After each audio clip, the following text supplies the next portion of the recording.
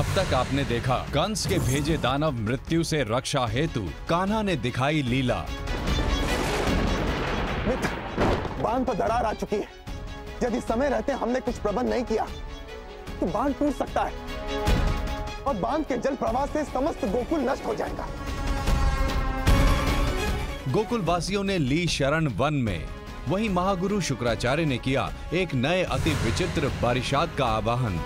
प्रेत योनि में होने के कारण इनका कोई निश्चित रूप नहीं होता और जिसका कोई रूप ही नहीं तो उसका अंत असंभव है। ऐसा लगे जैसे कोई भूत प्रेत मेरा पीछा कर रहा था। अभी कुछ दिनों पश्चात अमावस्या है और मैंने सुना है कि इस दौरान भूत प्रेत और शक्तिशाली हो जाते हैं। और बारिशद पहुंचा वन में करने अपना पहला प्रहार। अब तुम पूर्णतया मेरे वश में हो। जो मैं तुम्हें कहूंगा तुम वही करोगे। जा और कृष्ण का अंत कर दे। कृष्णा किधर है? मुझे कृष्णा चाहिए। अरे आप ठीक तो हैं आर्य? मुझे कृष्णा चाहिए। अकस्मात आपको ये क्या हो गया आर्य? आप इतना विचित्र व्यवहार क्यों करें? आप होश में आइए आर्य। क्या बोल रहे हैं आप? मेरे मार्ग से हट जाओ।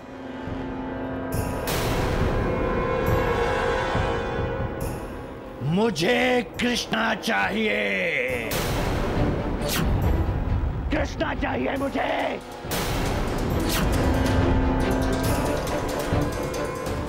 भाइयों, संभालो इनको, पकड़ो इन्हें। कृष्णा चाहिए मुझे। कृष्णा।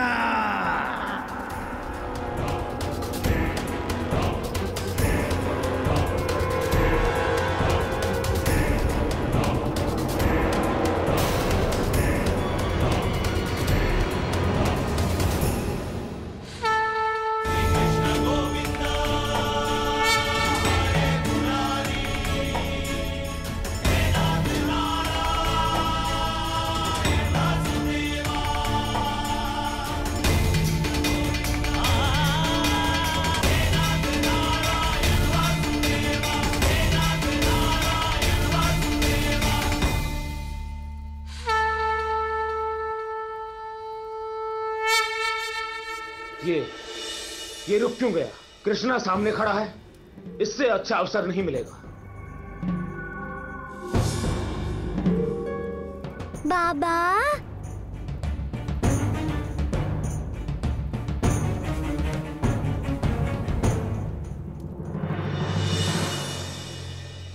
मुझे कृष्णा चाहिए। मुझे कृष्णा चाहिए।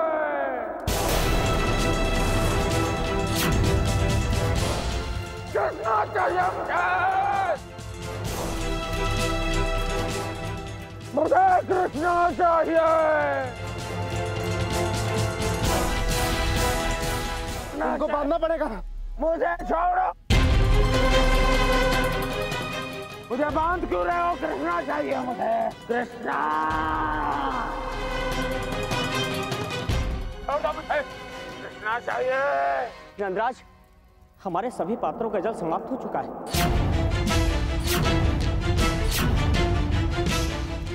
पता नहीं इतना जल कहाँ गया।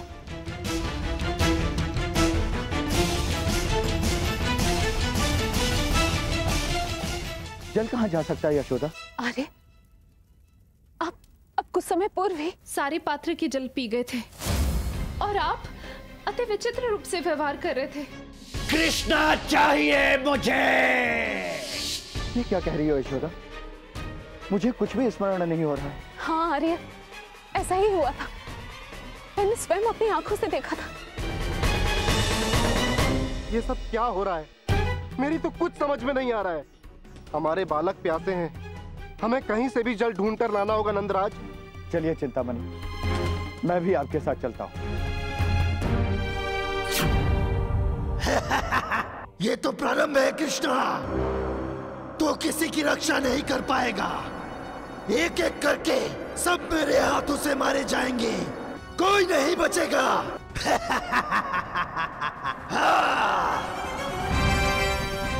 कृष्णा। कृष्णा चाहिए मुझे।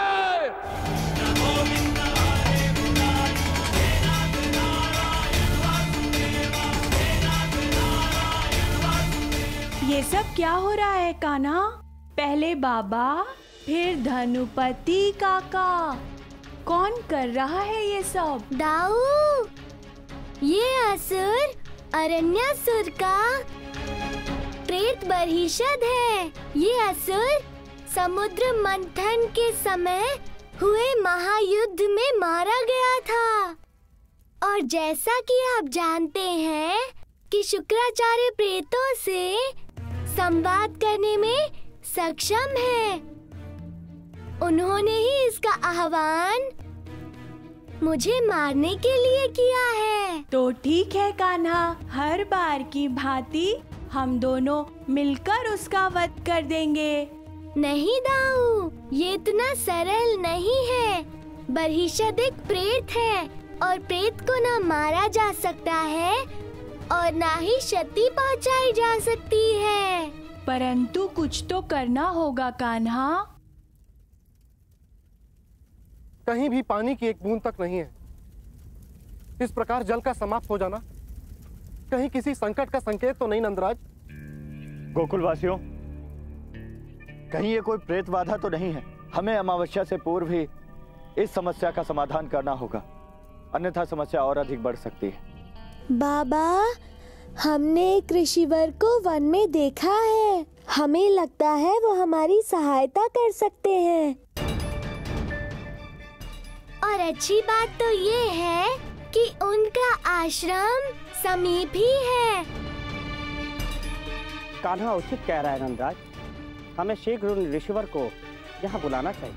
ठीक है, हम आश्रम के लिए कल प्रातःकाल प्रस्थान करेंगे।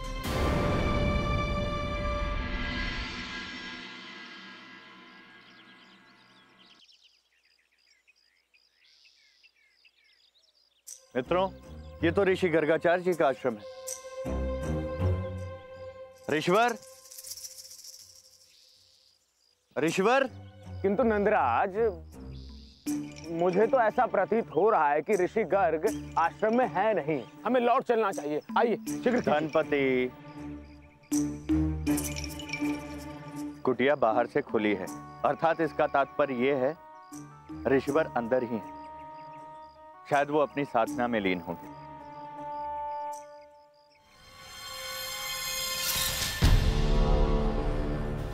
मेरी तपस्या किसने भंग की? शांत हो जाओ, अन्यथा इसी क्षण सभी को भस्म कर दूंगा।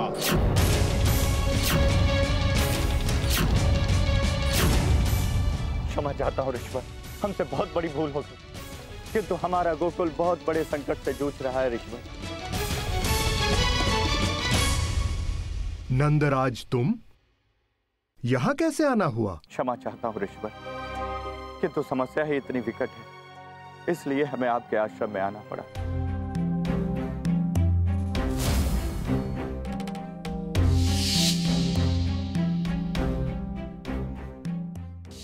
इस समस्या का कोई समाधान तो होगा।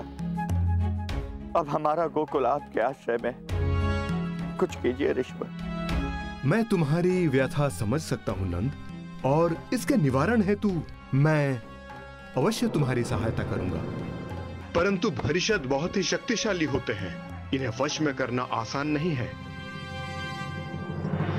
आप सभी गोकुल वासियों को एक असुर की अतृप्त आत्मा हानि पहुंचा रही है। आप सभी की रक्षा के लिए उस असुर आत्मा का विधि पूर्वक श्राद्ध करके उसे मुक्त करना होगा, अन्यथा ये असुर आत्मा आप सबको इसी प्रकार हानि पहुंचाती रहेगी। अमावस्या की रात यदि किसी अतृप्त आत्मा की श्राद्ध कर्म किया जाए तो वो आत्मा मुक्त हो जाती है। अतः आने वाली इस पितृ अमावस्या को इसी विधि से उस बरहिषद को मैं मुक्त करूंगा, और इस विधि में आप सभी गोकुल वासियों को मेरे साथ रहना होगा।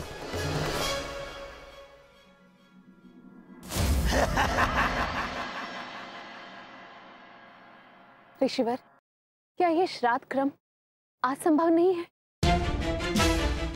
हम सब गोकुलवासी हर क्षण संकट में ही हैं। तो क्या अमावस्या की प्रतीक्षा करना आवश्यक होगा मुनिवर? अमावस्या की रात्रि सभी अतृप्त आत्माओं के लिए बहुत ही महत्वपूर्ण होती है और इसका संबंध एक पौराणिक घटना से है। चंद्रदेव का विवाह दक्षराज की 27 पुत्रियों से संपन्न हुआ था और उन 27 पत्नियों में चंद्रदेव को रोहिणी सबसे अधिक प्रिय थी।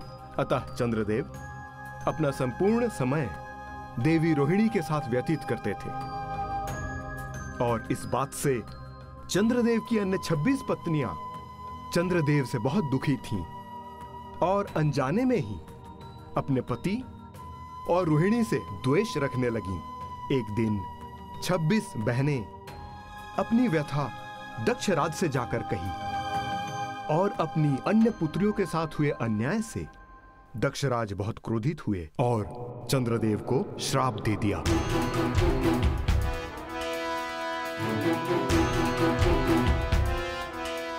और श्राप के कारण चंद्रदेव क्षय रोग से ग्रसित हो गए। उनका तेज क्षीण होने लगा। धीरे धीरे उनकी कलाएं एक एक कर समाप्त होने लगी और एक दिन श्राप के कारण चंद्रदेव आकाश से अदृश्य हो गए। किंतु अपने पति की ये दुर्दशा दक्ष की पुत्रियों को असहनीय लगने लगी। अतः दक्षराज अपनी त्रुटि सुधारना चाहते थे। हमसे बहुत बड़ी भूल हो गई है। हमें चंद्रदेव को श्राप नहीं देना चाहिए था। हम अपना श्राप वापस तो नहीं ले सकते, लेकिन उसे कम अवश्य कर सकते हैं। जिस तरह पिछले 15 दिनों से चंद्रदेव क्षीण होते जा रहे हैं, उसी प्रकार आने वाले 15 दिनों में उनका तेज बढ़ता जाएगा। मात्र एक रात्रि के लिए चंद्रदेव पूर्ण लुप्त हो जाएंगे। चंद्रदेव पर श्राप का प्रभाव कम हो जाता है और उन्हें अपनी त्रुटि भी समझ में आने लगी। इसके पश्चात चंद्रदेव शिव की गहन तपस्या करते हैं, जिससे प्रसन्न होकर चंद्रदेव को स्वयं शिव अपनी जटाओं में स्थान देते हैं। तब से चंद्रदेव को शुक्ल पक्ष की प्रत्येक द्वितीय को महादेव अपनी जटाओं में धारण कर लेते हैं, जिससे आने वाले 15 दिनों में चंद्रदेव की कलाएं बढ़ती जाती हैं और 15वें रात्रि को पूर्णिमा आती है, जिस दिन चंद्रदेव अपनी समस्त 16 कलाओं के साथ सुशोभित होते हैं और इसी दिन सभी सकारात्मक ऊर्जाएं भूलोक पर होती हैं। इसके विपरीत जिस दिन अमावस्या होती है, चारों ओर अंधकार के साथ पूरी सृष्टि पर नकारात्मक ऊर्जा का प्रभाव होता है। वो आत्माएं जो अतृप्त हैं, अमावस्या की रात्रि में भूलोक पर उद्गमन करती हैं। शास्त्रों के अनुसार यदि विधि पूर्वक इस दिन उन अतृप्त आत्माओं का तर्पण किया जाए तो उन्हें मुक्ति मिल जाती है, अन्यथा उन्हें वश में करना असंभव है। भरिषद भी अतृप्त आत्मा है, उसे हमें मुक्त करना होगा और यह तर्पण कर्म अमावस्या के दिन ही संपन्न होगा।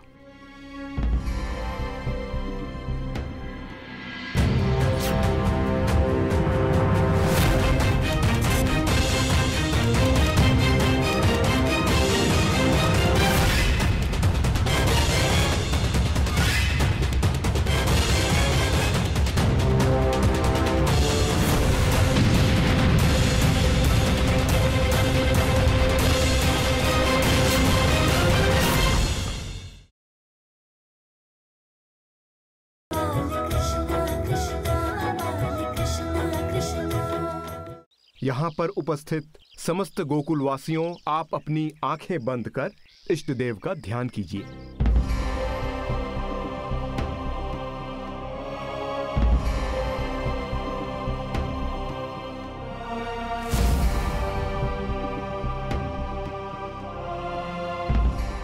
हवन की अग्नि प्रज्वलित की जाए।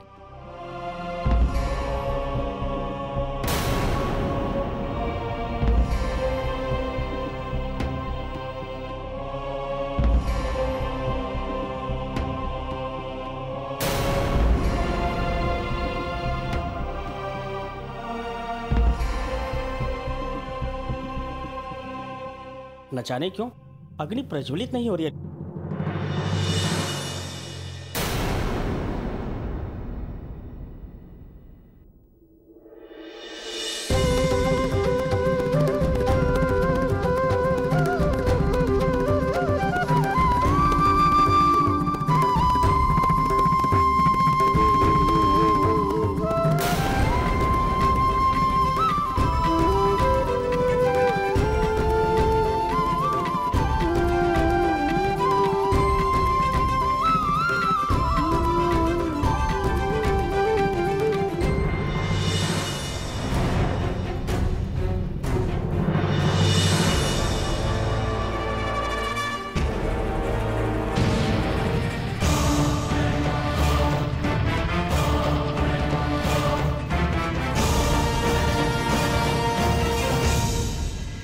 महाराज, परिषद को गोकुल भेजने का आपका निर्णय एकदम उचित था महाराज। उसने सब कुछ तहस नहस कर दिया महाराज। गोकुल का अंत हो गया महाराज, सब लोग मारे गए।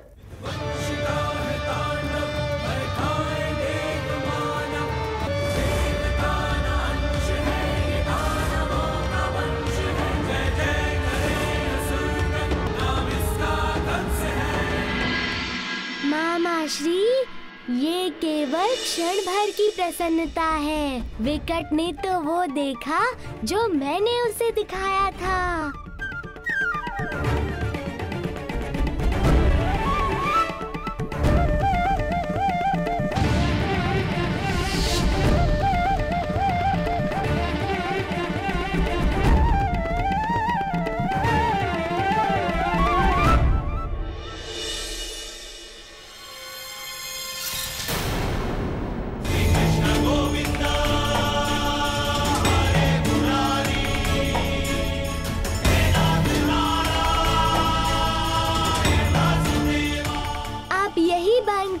सब कुछ देखो।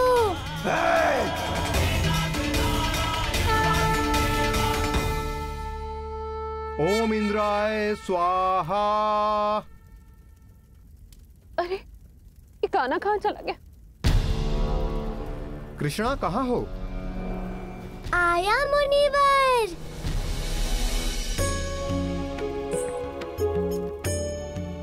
बैठ जाओ कृष्णा, वहीं बैठ जाओ।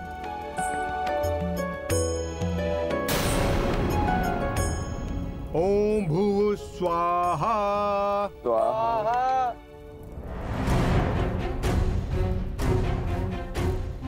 ओम भूः स्वाहा।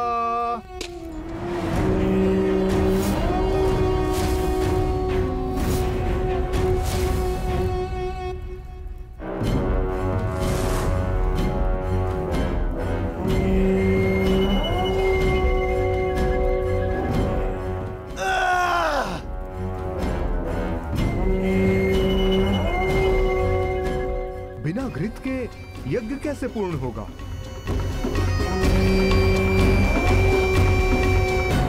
नंदराज, कब तक हम सब इस प्रकार विपत्तियों से जूझते रहें? गोकुल में रहना अब कदापि भी सुरक्षित नहीं रह गया है। आखिर कब तक हम सब ये दानवों और बुरी आत्माओं से लड़ते रहेंगे? मेरा सोचना है कि हम सबको गोकुल को पूर्णतः छोड़कर किसी सुरक्षित स्थान में चलना चाहिए।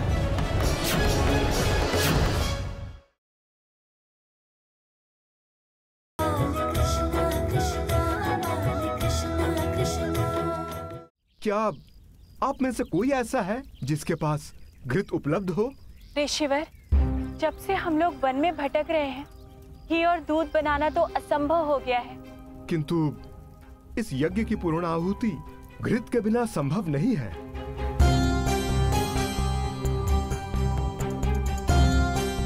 ये लीजिए ऋषिवर।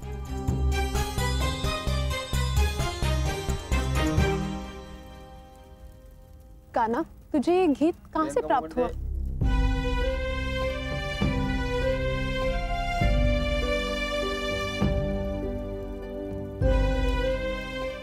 किंतु कृष्णा, इसमें घृत नहीं, माखन है। मुनिवर, घी माखन में ही से तो प्राप्त होता है। तो आज अग्निदेव को घी के स्थान पर माखन खिलाएंगे। जैसी प्रभु की इच्छा।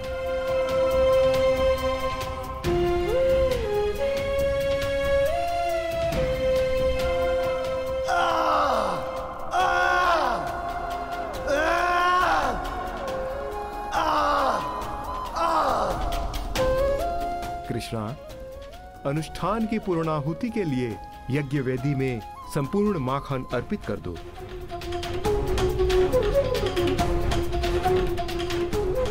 ओम अग्ने नमः।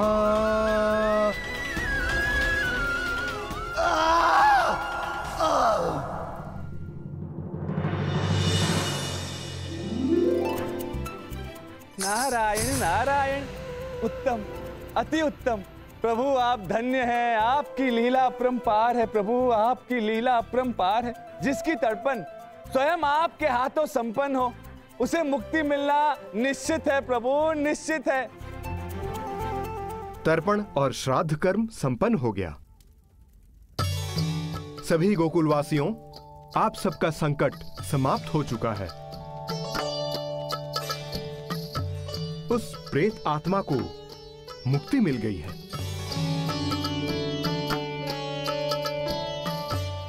ऋषि गर्ग मुनि की जय, ऋषि गर्ग मुनि की जय, ऋषि गर्ग मुनि की जय। नंदराज, ये विपत्ति भी समाप्त हुई, किंतु कब तक हम सब इस प्रकार विपत्तियों से जूझते रहेंगे? गोकुल में रहना अब कदापि भी सुरक्षित नहीं रह गया है। आखिर कब तक हम सब ये दानवों और बुरी आत्माओं से लड़ते रहेंगे? मेरा सोचना है कि हम सबको गोकुल को पूर्णतः छोड़कर किसी सुरक्षित स्थान में चलना चाहिए।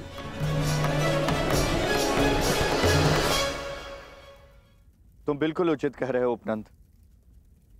गोकुलवासियों, अब हम गोकुल की और दुर्दशा नहीं देख सकते।